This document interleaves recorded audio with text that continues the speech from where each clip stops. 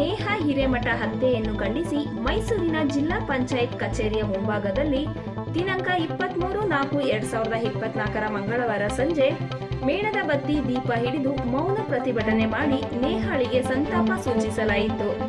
ಆರೋಪಿ ಫಾಯಜ್ಗೆ ಕಠಿಣ ಶಿಕ್ಷೆ ಗುರಿಪಡಿಸಬೇಕು ಎಂದು ಮದ್ದೂರಿನ ಮಹಿಳಾ ಮತ್ತು ಮಕ್ಕಳ ಅಧ್ಯಕ್ಷರಾದ ಶ್ರೀಮತಿ ರಜನಿ ರಾಜ್ ರವರು ಆಗ್ರಹಿಸಿದರು.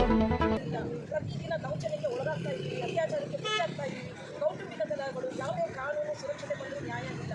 ನಿಮಗೆ ಗೊತ್ತಿದೆ, ಘನಘೋರ ನಿರ್ಮಾಣಕ್ಕೀಡಾಗಿದ್ದಾಳೆ ನಮ್ಮ ಅವರ ಕುಟುಂಬಕ್ಕೆ ಶಾಂತಿ ದೊರಕಲಿ.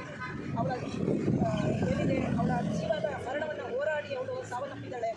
ಅವಳ ಆತ್ಮಕ್ಕೆ ಶಾಂತಿ ಸಿಗಲಿ, ಅವರ ಕುಟುಂಬಕ್ಕೆ ನ್ಯಾಯ ಸಿಗಲಿ ಅಂತೇಳಿ ನಾನು ಆಶಿಸ್ತೀನಿ.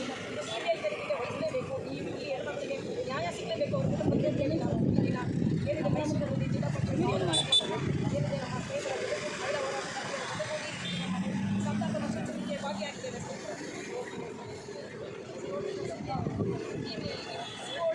CBIಗೆ ತನಿಖೆಗೆ ಒಳಪಡಲೇಬೇಕು. ಕಾನೂನಿನ ಚೌಕಟ್ಟಿನಲ್ಲಿ ಮಹಿಳೆಗೆ ಸುರಕ್ಷಿತವಾದ ಕಾನೂನು ಬರಲಿ